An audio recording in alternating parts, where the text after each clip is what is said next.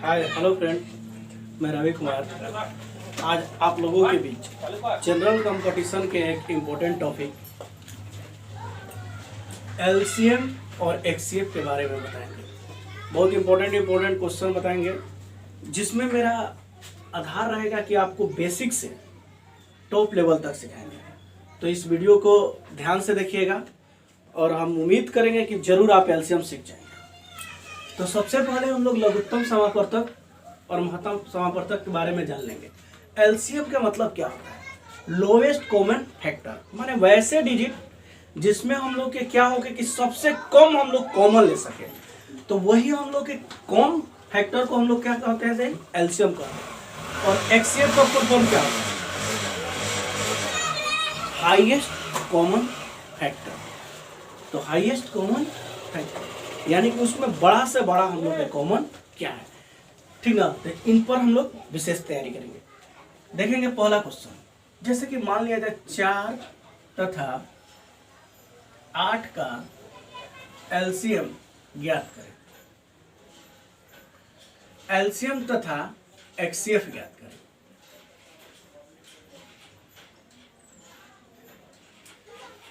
चार तथा 8 का हमको क्या ज्ञात करना है जी?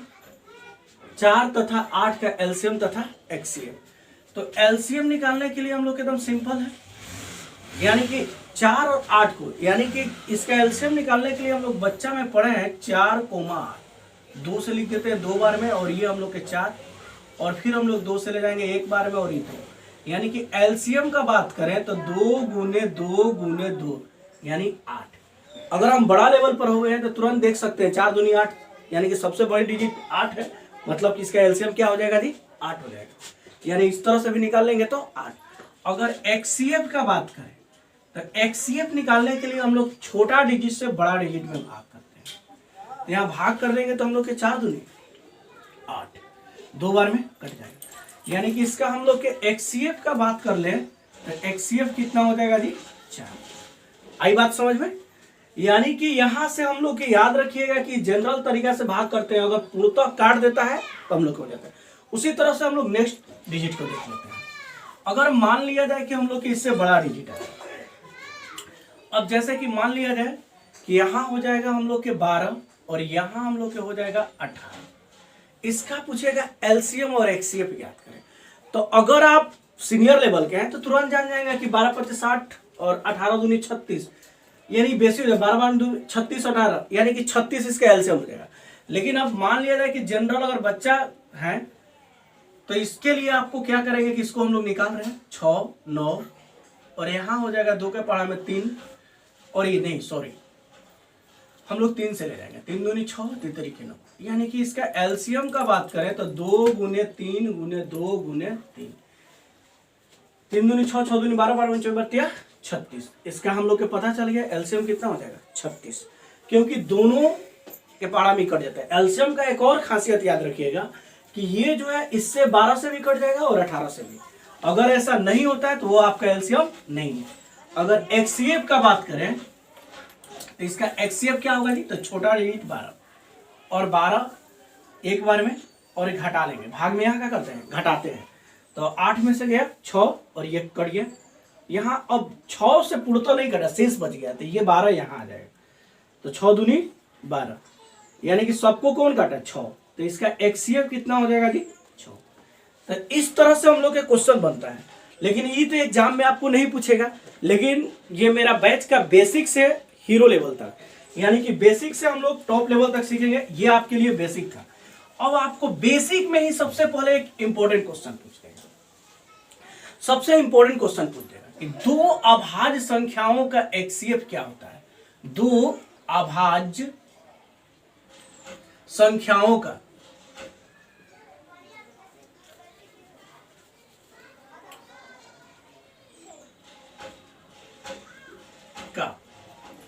एक्ससीएफ तथा एलसीएम क्या होता है?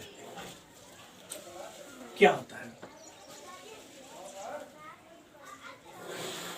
अब देखिए, ये बेसिक क्वेश्चन में ही आपसे पूछ दिया कि 2 अभाज्य संख्याओं का एक्ससीएफ तथा एलसीएम क्या होता है। अब तो सबसे पहले तुम्हारे माइंड में ये होना चाहिए कि दो अभाज्य संख्या किसे कहते हैं?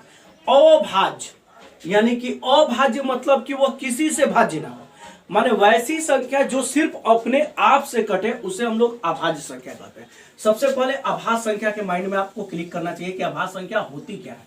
तो याद रखिएगा, सबसे इंपॉर्टेंट क्वेश्चन, अगर एग्जाम में ये भी क्वेश्चन बहुत बार पूछ देता है कि सबसे छोटी अभाज्य संख्या क्या होती है, तो एक को अपवाद माना गया है। एक जो है अभाज्य संख्या नहीं होता है।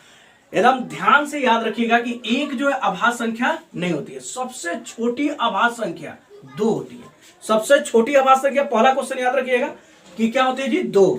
और एक और बात यहां से इंपॉर्टेंट क्वेश्चन निकल जाता है कि वह कौन अभाज्य संख्या है जो सम होती है।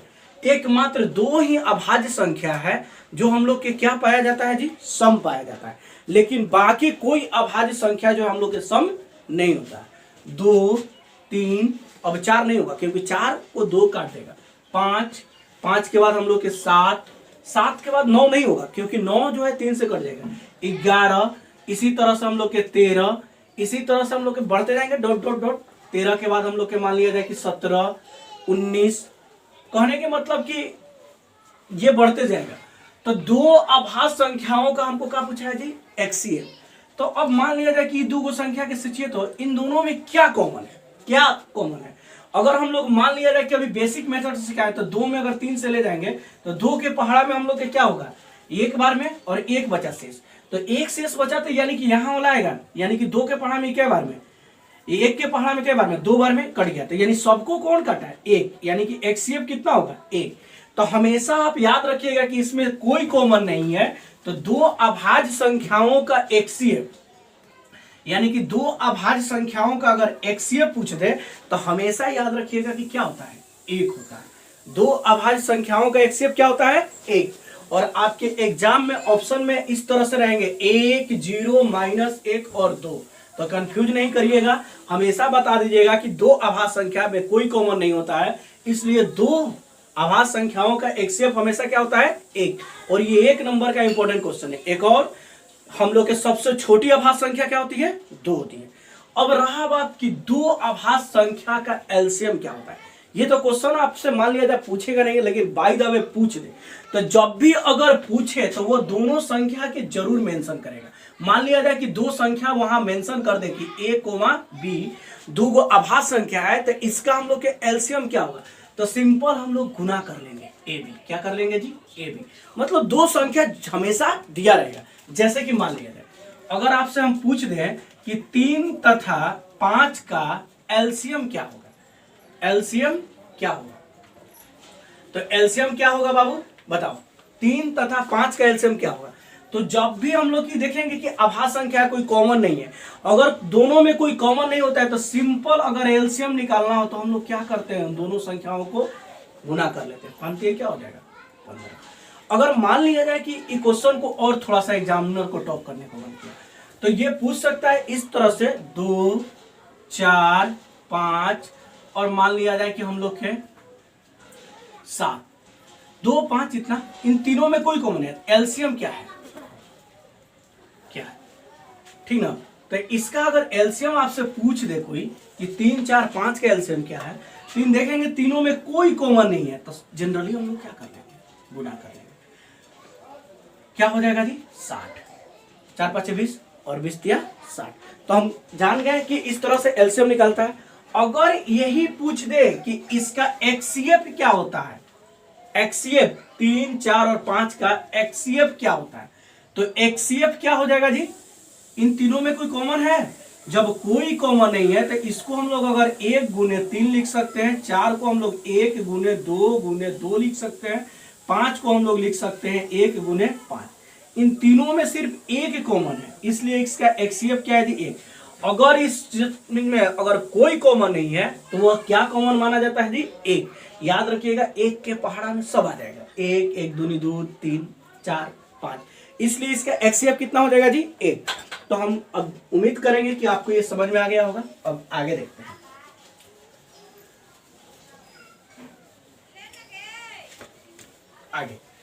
आगे अब हम लोग देखेंगे एलसीएम एक्सीएफ तो बेसिक समझ गए आप लोग। अगर मान लिया जाए कि आपको इस तरह से दे दे 3/5, 4/5 कोमा 7/में हम लोग के 25 का एलसीएम क्या होगा, एलसीएम तथा एक्ससीएफ ज्ञात करें, एक्ससीएफ ज्ञात करें। तो हम लोग यहां ध्यान देंगे कि अब हम लोग के जो है यहां पर क्या है जी, 3, 4, 7 का एलसीएम तथा एक्ससीएफ। तो यानी कि टर्म जो है हम लोग के चेंज हो गया है, यानी कि इसका हम लोग के क्या करना है जी कि पहले तो एलसीएम निकालना है और फिर एक्ससीएफ। तो सबसे पहले हम लोग इसका एलसीएम देखेंगे। तो एलसीएम ज्ञात करने के लिए हम लोग सबसे पहले क्या करेंगे, एलसीएम ज्ञात करने के लिए हम लोग क्या करेंगे कि सबसे पहले यहां देखेंगे कि 3, 4 और 7। तो जब भी ऐसा टाइप है यानी कि भिन्न आए, यानी कि भिन्न इसको कहते हैं, भिन्न बराबर होता है हम लोग क्या चीज, अंश बटा में हर, यानी कि अंश बटा में हर। तो अगर हम लोग के भिन्न आ जाए तो भिन्न के लिए हम लोग के याद रखिएगा कि अंश के ऊपर वाले को अंश कहते हैं। अंश का अगर एलसीएम निकालना हो तो एलसीएम तथा हर का क्या हो जाएगा जी, एक्ससीएफ। हर का क्या हो जाएगा जी, एक्ससीएफ। अगर कोई भिन्न का अगर आपको एलसीएम निकालना हो तो अंश का एलसीएम तथा हर का चीज जी एक्ससीएफ। तो अब हम लोग इस क्वेश्चन में देखेंगे, इसमें हम लोग के एलसीएम किसका निकालना होगा, 3, 4 और 7 का। इसका क्या निकालना है जी, एलसीएम। और एक्ससीएफ किसका निकालना है जी, 5, 5, 5 का हम लोग के क्या निकालना है जी, एक्ससीएफ। याद रखिएगा एलसीएम निकालना है तो ऊपर एलसीएम और नीचे क्या हो जाएगा, एक्ससीएफ। याद रहेगा सबको। तो अब देखिए 3, 4, 5 इसमें कोई कॉमन है, कोई कॉमन नहीं है। तो इसका अगर एलसीएम निकालेंगे तो जनरली गुना कर लेंगे तो क्या हो जाएगा, 4 12 12 7 84। यानी कि इसका एलसीएम आप लोग बच्चा मेथड से निकाल के देख लेंगे, इस तरह से निकाल के आप देखिएगा तो 84 आ जाएगा। और एलसीएम का बात करें तो एलसीएम के 5, 5, 5 सब में 5 कॉमन है। तो इसका हम लोग के एक्ससीएफ कितना हो जाएगा जी, 5।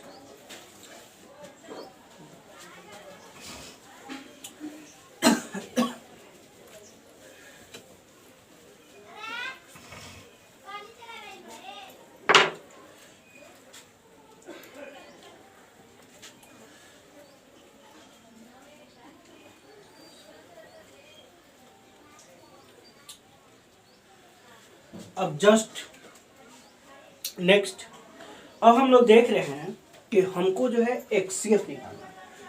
देखेंगे यहां पर हमको लीड क्या करना है, एक्ससीएफ जब निकालना रहेगा तो अंश का हम लोग के क्या हो जाएगा जी, अंश का एक्ससीएफ तथा हर का क्या होगा जी, एलसीएफ। तो यानी कि अंश के यानी कि 3, 4 और 7 का एक्ससीएफ और हर क्या हो गया जी, इसका एलसीएम 5, 5 और 25 का एलसीएम।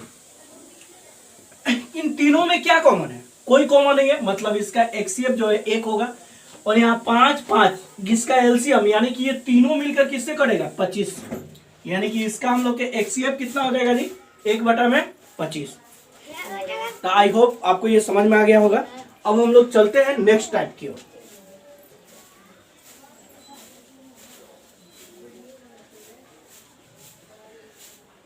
नेक्स्ट टाइप, अगर मान लिया जाए कि क्वेश्चन पॉइंट में दे दे 2.5, 1.2 या हम लोग के 2.4 का एलसीएम तथा एक्ससीएफ दे दे। अब दिमाग में एकदम कंफ्यूजन होगा कि 2.5, 1.2 का एक्ससीएफ और एलसीएम क्या होगा। तो अगर एलसीएम निकालने को कहें तो सबसे पहले तो हम लोग इसको क्या करेंगे कि भिन्न में बदल देंगे, जो अभी जस्ट आपको भिन्न सिखाया। एलसीएम बराबर भिन्न का एलसीएम क्या होता है, तो यानी कि अंश का हम लोग के हो जाएगा एलसीएम और हर का एलसीएम। तो इसको भिन्न में बदलेंगे तो क्या लिख सकते हैं, 25/10, 12/10 और हम लोग के क्या लिख सकते हैं जी, 24/10। चाहेंगे तो इसको कटा देंगे और नहीं भी कटाइएगा तो कोई दिक्कत नहीं है। नहीं भी कटाइएगा तो इसे डायरेक्ट आपको पता चल जाएगा, या कटा भी दीजिएगा तो कोई दिक्कत नहीं है। अगर कटा दीजिएगा तो 50, 25 का 5, 5 दूनी 10, ये कटा दीजिएगा तो 2 के पहाड़ा में 6 बार में और 2 के पहाड़ा में 5 बार में, और ये 2 के पहाड़ा में 12 बार में और 2 के पहाड़ा में 5 बार में। इस तरह से हो गया। तो अगर मान लिया जाए कि हम लोग के हो जाएगा, अगर इसका एलसीएम जानना चाहते हैं तो 5,6,12 का क्या हो जाएगा, एलसीएम निकालना है। मतलब एलसीएम ऊपर लिखना है, जो निकालना है वही पहले लिखना है, एकदम कभी नहीं भूलिएगा। एलसीएम निकालना है मतलब एलसीएम पहले निकलेंगे तीनों का। और एक्सीएफ यानी कि क्या बच गया, 2, 5 और 5। तो मतलब एलसीएम के बाद बच क्या जा रहा है, एक्सीएफ। तो एक्सीएफ नीचे लिख ले देंगे, एक्सीएफ। कभी नहीं भूलिएगा, एलसीएम निकालना हो तो एलसीएम लिखेंगे पहले, और एक्सीएफ निकालना हो तो एक्सीएफ लिखेंगे पहले, और जो बच जाएगा वो नीचे लिख देंगे। तो यानी कि हम लोग के क्या हो जाएगा, 5, 6 और 12 का एलसीएम। तो 5, 6 और 12 का अगर हम लोग के एलसीएम निकालना हो तो यहाँ हम लोग देख रहे हैं कि क्या हो जाएगा। अगर आप रफ में निकाल के देख लीजिएगा तो इसका एलसीएम क्या होगा, 5 6 के 30 और 12 5 क्या हो जाएगा 60। अगर 30 12 1 24 बढ़ते 36, तो 36 से 6 कटेगा लेकिन 5 नहीं कटेगा, यानी कि इसका बेसिक क्या होगा 60। एलसीएम हो जाएगा 60, 12 5 60। देखिए 5 के पहाड़ में 12 बार में, 6 के पहाड़ में 10 बार में, 12 5 60, यानी तीनों डिजिट से क्या हो रहा है, कट रहा है। और यही न्यूनतम है जो तीनों डिजिट से कट रहा है। 120 भी कटेगा लेकिन वो बड़ा हो जाएगा। लेकिन एलसीएम का फुल फॉर्म होता है लोएस्ट कॉमन फैक्टर। अब हम लोग एक्सीएफ की बात करते हैं। तो यानी कि 2, 5, 5 इन तीनों में क्या कॉमन है, एक कॉमन है। मतलब कि इसका हम लोग के एलसीएम का बात कर लिया जाए, इसका मतलब किसका 2.5, 1.2 और 2.6 का, तो कितना हो जाएगा 60। समझ में आई बात। और नेक्स्ट अब इसका एक्सीएफ देखेंगे। क्या देखेंगे, एक्सीएफ। अगर इसका स्क्रीनशॉट लेना चाहते हैं तो ले सकते हैं, कोई दिक्कत नहीं है। अब नेक्स्ट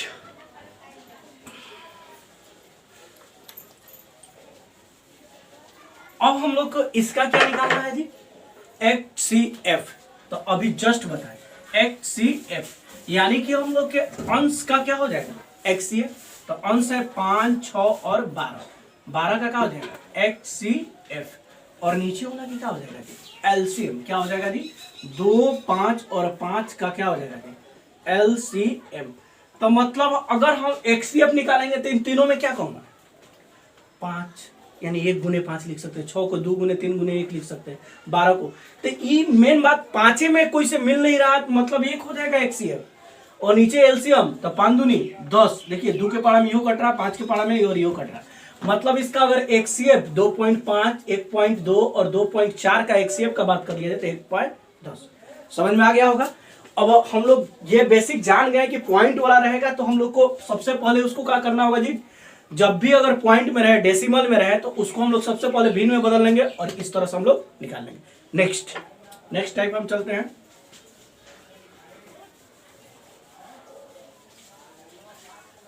नेक्स्ट टाइप अब हम लोग पावर में चलेंगे।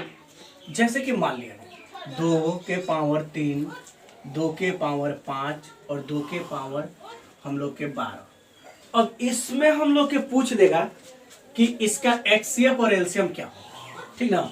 2 के पावर 3, 2 के पावर 5, 2 के पावर 12 और 2 के पावर 7। इसका अगर एलसीएम और एक्सीएफ पूछ दे तो क्या होगा। जब याद रखिएगा कि अगर बेस सबका सेम हो, बेस मतलब क्या, आधार। जैसे 2 के पावर 3, 2 के पावर 5, 2 के पावर 12 और 2 के पावर 7, सब में बेस में देखिए क्या है 2।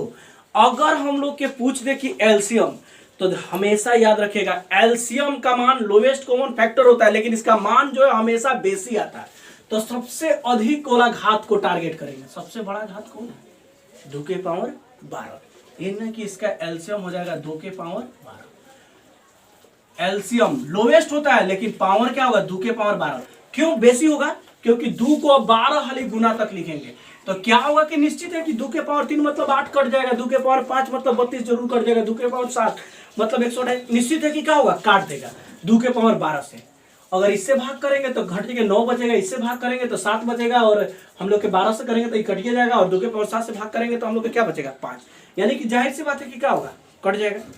अगर अब हम लोग इसका एक्सीएफ पूछ रहे, क्या पूछते हैं एक्सीएफ, तो एक्सीएफ के लिए हम लोग के क्या हो जाएगा, एक्सीएफ के लिए अब हम ध्यान देंगे कि एक्सीएफ जो है हम लोग के, अब इसमें जस्ट इसका उल्टा होता तो है हाईएस्ट कॉमन फैक्टर, लेकिन इसका हाईएस्ट कॉमन फैक्टर में क्या होगा कि अगर एक्सीएफ के बात कर लें तो सबसे कम घात वाला को ध्यान देंगे।